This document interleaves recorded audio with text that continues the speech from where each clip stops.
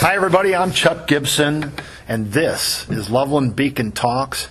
Today, our special feature is the Loveland Shorts Film Festival, second annual. And so I have sitting with me here in our special studio, Gary Giver. And so, Gary, welcome back again. Well, thank you, Chuck. Thanks for having me. And so looking forward to this year's festival. Can't wait to tell you about it. Well, and that's what we're here to learn about it. And so it's the second annual. Yes. One of the things that's nice is when I put this together, so I've got some photos from last year that'll look nice on the video for this podcast. Cool. So people will want to look at that and see some of the things from last year, some of the shots from some of the films and the people that were involved. Yeah, and what I'll do, I'll shoot you. We just approved the poster for this year's festival. Yeah, I definitely so want that. I will send that to you. Be sure you do. Yeah, for sure. So, number one, you're still like basking in the glow of the success of the first one last year, right? Yes. Yeah. I mean, it just far exceeded our expectations. But now, I'm nervous that we won't have the same success. But I think we will. The same team's working on it, and everything is going well. Outstanding. Well, you know what? And that's what we kind of want, the update. We are, as you and I sit here to record this, it is May the 16th. Yep. And, of course, the film festival is August 1st, 2nd, and 3rd. Well, I didn't remember if it was 2, 3, 4 or 1, 2, 3. Yeah. So August 1st, 2nd, and 3rd. So, you got June and July still in front of you. I know you're accepting film submissions. Mm-hmm. When did you start accepting them we this year? Started early this year, February 1. Wow, yeah. We have so far 82 submissions, but they're coming in regularly. And filmmakers are funny. They always wait for a deadline. So we have 4 deadlines that we use for submissions, and we always get a slew of submissions at deadline. I like 4 deadlines. Yes. Okay, now you got to tell me what those deadlines are. Okay, How's well, the first deadline is early bird submission. Okay. And that was at the end of February, so that was March 1. The next one deadline is regular submissions. Yeah. So that was at the end of April. The next is late submissions. And the deadline is May 24th, I believe. Well, that's coming up. That's like next week, yeah. And the last deadline is extended late deadline. And that, I think, is June 14th, if I remember correctly. But and obviously you're hoping that with the early bird and the regular, you get most of them then, and you're just giving some people a chance that were, like, I'll say, dilly-dallying. Well, filmmakers, last year we just got a ton of submissions at the extended late deadline. Wow. So they dilly-dally. But there's a lot that certainly, and you and I can say that. But the truth is, those filmmakers are working hard, making films. So absolutely. I'm not going to, there's a lot that goes into that. And we encourage the early bird, because each of those has a cost associated with it. Right. The longer you wait, the higher the cost goes. Yeah. Now, not that there's a huge Well, that's cost. what I was going to ask. So what's the reward? And so the reward, it's cost-based. So the early bird has, submission rate is this much dollars. Right. And you can tell me if you want. You don't have to. But so the early bird rate is whatever and so on. I think the early bird rate was like $15. Wow, nice. And we try to keep it really low. A lot of these filmmakers, they're like beginning actors. Right. They're not making a lot of money. They're serving coffee at the coffee house when they're not working on exactly. films. Yeah, I got you. So, and it goes up like in $5 increments. The late submission, I believe, is $25. I was going to say, yeah. But the late and the extended late get to be $25 bucks. So, it's not going to kill anybody. But you're at 82, and we're at, as I said, May 16th.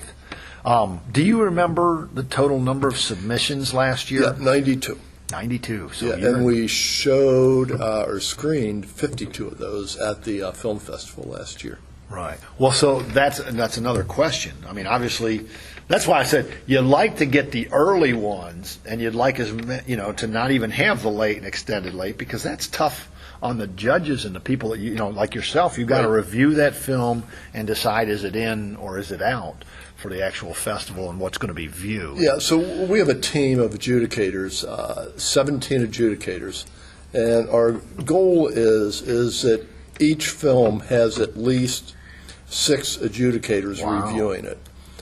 So we get a good range then. You don't have just one person or 2 people that could have an opinion on that film. Right. So you just want to make sure you're giving the film the best review that you can. Well, when you do that, Gary, it's like, because now I'm getting an image of what the process is. So, you and 5 other people have viewed a film from the adjudicators. Maybe more than that, but certainly at least you and 5 others. So 6 of you have reviewed a film, and there may be varying opinions. So, do you get together and discuss it together and go through, okay, why yes or why no, or how does that work? Well, so we have 17 adjudicators. Right. But we will take a team of 5 of those, and we'll go through each and every film on how it was rated. Okay. So, and the rating so the system, 6 rated overall. Yes. I got you. Okay. Yeah, and then we'll take let's say we get 110 films in. Okay. We will literally go through each of those film by film and look at how it was rated, what the comments are about it, and we may call an adjudicator if we have a question. Sure. On it. So yeah. Well, that's an excellent process, I think. Yeah. So from that, obviously it worked last year, right? and from that, so we'll select the films. Sure. And so we have we have our timing of each screening, so we know exactly not how many films we're looking for, but the amount of time we have to show a film in a block. So then we'll set up the blocks, choose the films for the blocks. But before we do, then after we do that, then we we'll select 3 films for each category, award category. Right. Well, actually, then those get sent to 4 judges. So these are independent judges that I think only one lives in Cincinnati. Wow. So we try to get judges that are in the film industry, and they make the final decision on. So let's say it is for Sweetheart of the Fest. We'll send them the 3 best films we have for Sweetheart of the Fest, and they will select the winner. Yeah. Well, and this is great. This is great to get together with you now in May, because some of this has escaped my memory from last year, and it's this great refresher on how that works. Because I even forgot the film category winners are decided before the viewing. Yes. Block. So that's done, and there's no. It's like now at the same time, because I was about to say something I know is wrong, because I was almost going to say so the audience participate. But isn't there's an audience favorite too? Yes, or not? I don't remember. Last year we did not do that, and we're not going to do it this year. I see. We're trying to figure out how to do it. It gets complicated because you don't have the same. The audience changes, right? Changes, yeah. So there's different genres and different categories, and so that's tough. So Saturday night, last Saturday night is when we had our biggest audience. So so the film that they're viewing is likely going to win that award. Well, if you go like a loudest applause or something, a bigger crowd. We thought of having having people just send an app out that they can download, that they can vote. But it gets complicated. We just weren't ready for that yet this year. Well, Loveland Shorts Film Fest is still in its infancy, so you've got time to add some more treats to it, so to speak. But I think one of the great things last year, because again, I was going to say it would have been mistaken for me to say, or I would have been misspeaking to say there's no audience participation. I thought one of the most fun things being in the audience last year was after the film, when some of the filmmakers or directors or whatever, some of the actors even would come up and audience got to ask some questions, Right. even if it was just for just a couple of minutes. Yeah, and so that's a great piece for the audience to talk to the people that were directly involved with the film. Yeah, and the filmmakers love it too. We got feedback from quite a few of the filmmakers. Just one raving about the festival, which was just really exciting. Yeah.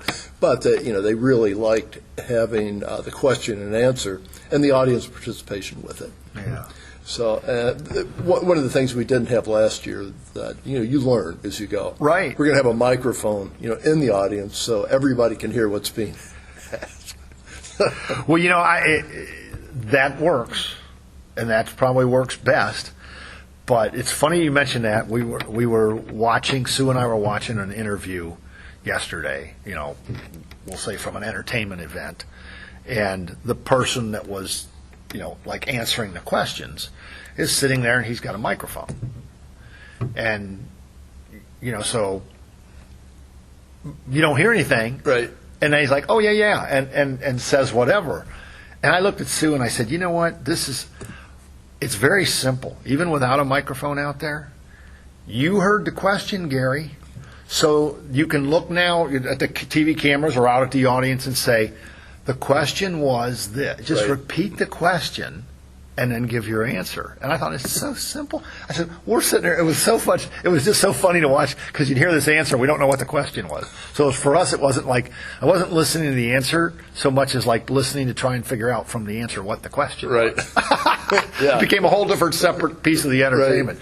But I think that's a good addition for sure, is to add a microphone to the audience. Of course, that's funny, too, because then it's like this guy over here has a question. Before the next question, that's this guy over in the other corner. You can run across the bank.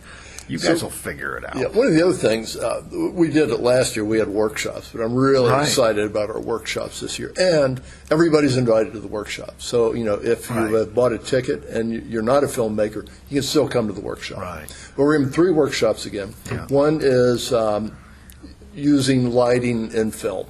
So we're going to have a lighting expert come and teach the art of lighting. So another one that will be fascinating. Yes, another one we're having is the art of intimacy. So we're bringing in an intimacy expert. Now, where she was found, I don't know. I just know that one of our team members found this person. Yeah. So to teach the filmmakers, how to make an intimate scene look real. Yeah. I recently heard on the radio, didn't see it, heard on the radio an interview, we'll say, with that person that does, because obviously Hollywood. I mean, we watch all kinds of television shows and movies and things like that where intimacy is portrayed. Right. And I'm not going to give away any secrets right now, but again, that'll be fascinating for people because I was amazed at what I heard on how they make those intimate scene portrayals. Yeah, it was pretty like interesting. Both parties are totally engaged. So it was. Common sense kind of tells you, it's not whatever. Right. Like actor and actress are not having sex on camera. Right. Well, at least not on our normal films. We'll leave any other subjects out. Well, and we're not going to teach X-rated intimacy. Right. Yeah. No. This is good entertainment, film entertainment. So the other workshop that I'm really excited about is the art of stage combat. Oh, wow. So we're bringing in a professional wrestler to show the filmmakers, how to make combat on stage look real. Yeah. And a professional wrestler is the right guy. Yes. Because that is, we know. Yeah, he's bringing in, one of his associates. Do you know who that is right now? I can't say. Okay, all right. Yeah. Fair enough. It's not Hulk Hogan. Oh, no. And I wasn't even, I've, local guy? Yeah. Yeah, very good. Yeah, because there are people right here, not necessarily in Loveland that I know of, but there are some people in the Cincinnati area. I would share, but I don't know if the person wants me to share that. That's fair enough, yeah. But those sound like 3 terrific workshops. As you said, you don't have to be a filmmaker. I think anybody, myself included, would be very interested. Yeah. It's the one that gets me for sure, like right now, like the art of combat. Because the truth is, from my own background, like where I started out in radio and television and stuff, I've learned about lighting. Not that I know, but I've learned some. So it's not that I wouldn't learn something new. And the same thing, the art of intimacy, only because I recently heard a really good interview with somebody. So I'm sure I could still get some more surprises. But for the general public, those sound like 3 really terrific workshops to find out some fascinating behind-the-scenes things that go on in filmmaking. Yeah. So one thing we're doing new this year is we're going to have a pre-event Thursday night to kind of open up the festival. But this is a invitation-only event, so the filmmakers are invited, and we want to do things to honor our donors and our sponsors. So they are going to be invited to this pre-event, along with some other officials. But through some people that one of our team members know, there's a girl from Loveland who now lives in L.A. that she made a film about, if you know what a Moog synthesizer is. Well, this was a pre-Moog synthesizer. It was called a resonator. Right. And her father invented it. Yeah. And but he died, when she was 3 weeks old. Wow. And died before the resonator really took off from a sales standpoint. So the whole project kind of fell apart. But that's what the film's about: her discovering the resonator and discovering her father. Right. So I've seen the film. It is really good. So that's been submitted. No, this is one just that we're just showing as a pre-event. It's not part of the festival competition, if you will. Yeah. So this is one that we just want to, again, do something for our donors and sponsors. Well, I think, especially. she's probably one. I know who that is. Allison Tabor. Allison. And she worked at Paxton's and all that. So Yeah. a lot of people around here probably know Allison. She's probably wondering what happened to Chuck, because I'm supposed to have scheduled a podcast with her. Okay. This is May, so it's not as bad as I thought. I was supposed to do something with her in April, and we haven't done it yet, because there was a release thing or a show. I forget what it was. But anyway, Allison and I haven't got together on that yet. But I'm just telling you background. Okay. You may hear an interview with her on cool. Loveland Beacon podcast. Yeah, even before the film just showed at the Rock and Roll Hall of Fame.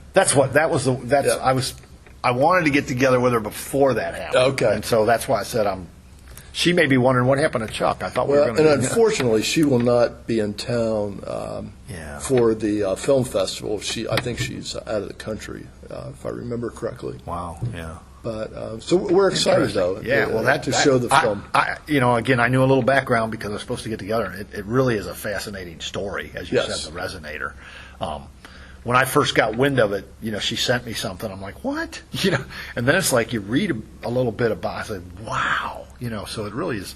People should check out that. Yeah, the film is really good. I mean, she sent an email the other day, so they're actually showing it on a number of airlines. How cool. you can choose films when you're flying.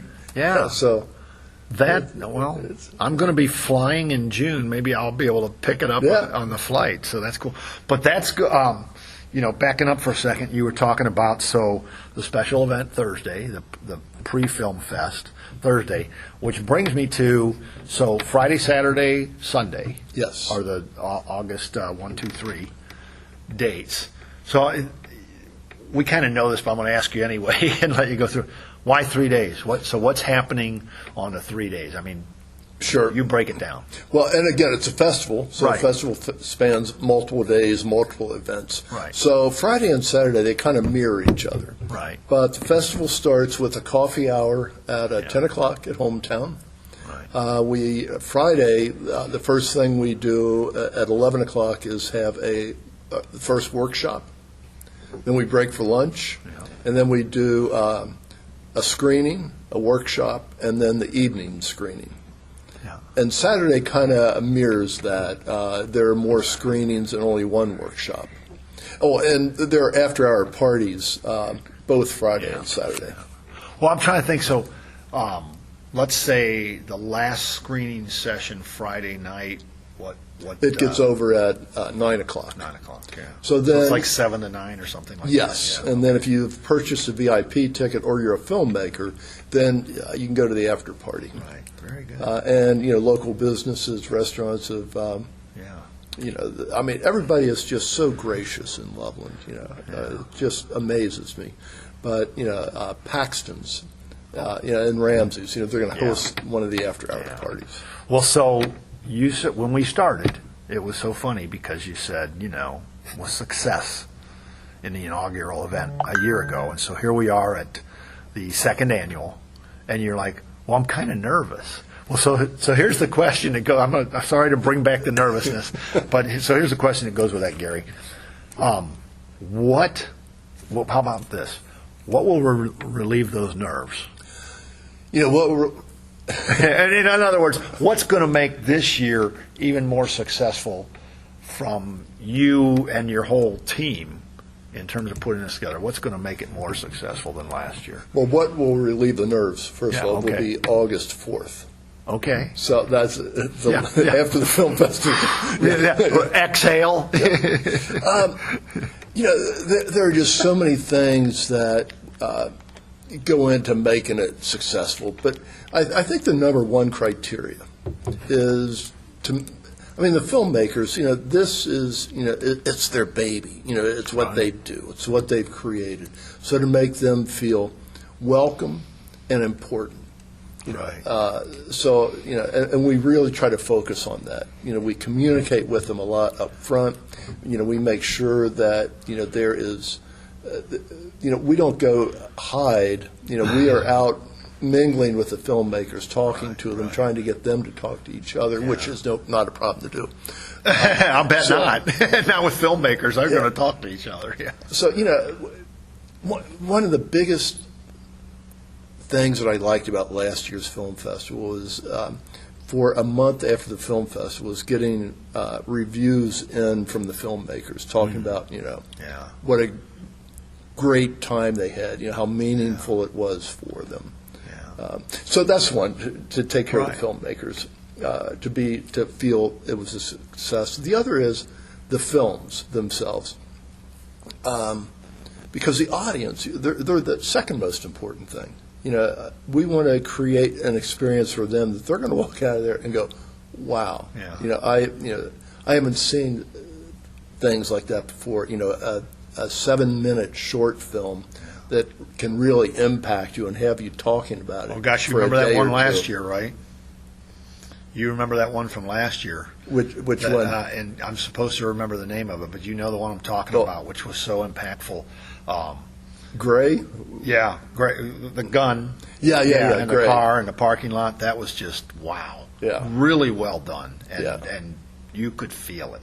Yeah, and we have great emotional impact. And we have some films this year. They're in the same line as Gray. Yeah. But we have some also that are a little more artsy this year. Oh wow. That are, you're going to walk out of the theater and go, "Now, what was the filmmaker trying to tell me?" Yeah. They're really good. Yeah. So, well, that's kind of I'm for the people that are listening to this. You can't see me bobbing my hands. That's the balancing act when you make that film. Like if the people walk away scratching their head, as opposed to just totally appreciating. That's a balancing act. I'm not sure I'm the guy watching a film that you want to really put together an artsy film, because I might like whatever. You know what I'm saying? So the genres cross all of them. Again, I said last year, I don't care for the horror or like the science fiction stuff. I missed that block on purpose. Yes. Well, now my guy that was helping out, he watched that. So Loveland Beacon didn't miss that block, but Chuck did. Yeah. So our genres this year are Sweetheart of the Fest, right? Documentaries, animation, horror, comedy. I love that. Music video, and all other artistic submissions. Now, I didn't hear a specific like love or romance or whatever. Well, that's Sweetheart of the Fest. Oh, okay. So Never. And, The people didn't get to see me put my head down and go, Chuck, how stupid are you really? But we anyway. named it that. It's kind of a nod to Loveland. Yeah, the Oh, sweetheart no, of Ohio. I blanked, Gary. I have no explanation or excuse. That's it. I just blanked on. So it's there. The romance, the love stories, they're in the sweetheart of Ohio category, and that's all we need to say. But just another thing. When we started crafting and designing the film festival, our focus wanted to be on local filmmakers, Right. To give them a venue to show their work.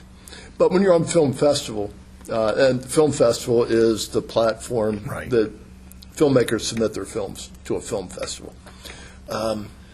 Last year we had 4 foreign films. Right. This year so far we have 11.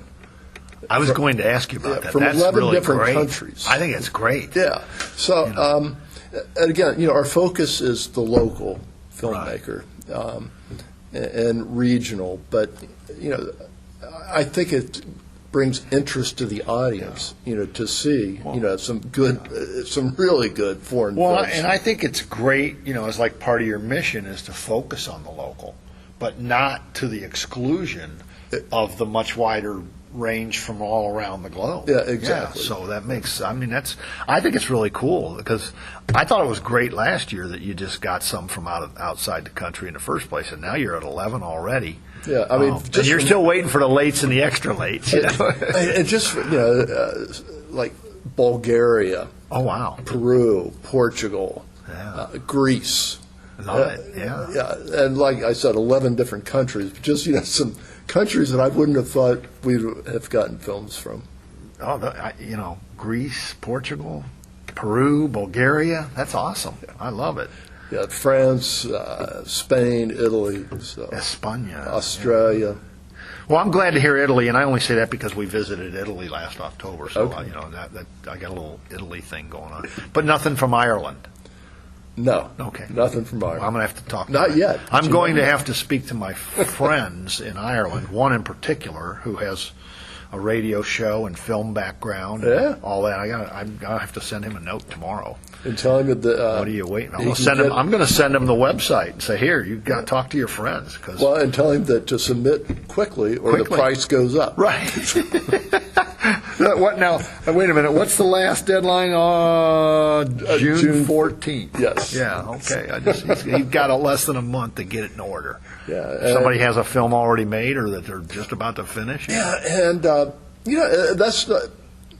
Send him the information because. Oh, I absolutely will. Trust me. I've gotten on Facebook and I've joined 15 Facebook groups on film. Yeah. And I'll send them, information about once every 3 weeks. And I think that, that's where a lot of foreign films have come from. All right, Gary. Final minute. Yes. What do you want to say that I forgot to ask you, or you're still thinking about? I need to say this. What do you want to say? Tickets go on sale All right. May 19th. Wow, that's coming up too. And last year, we were sold out on Saturday night, and we only had, I think, about 12 or 15 open seats on Friday. Yeah. Okay. If people are interested in coming, one, it is, you will not regret it.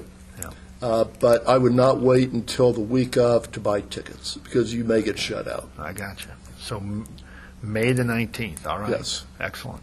And the tickets are, you can go to the Loveland Stage Company, and it's on their ticketing platform. All right. Perfect. LSC. All right. Gary, time flies. It does. Doesn't That it? went fast. So- I thought we were only 5 minutes in. Well, good. Well, hopefully the listeners feel that way too, and they listen all the way to the end, but until they hear us right now.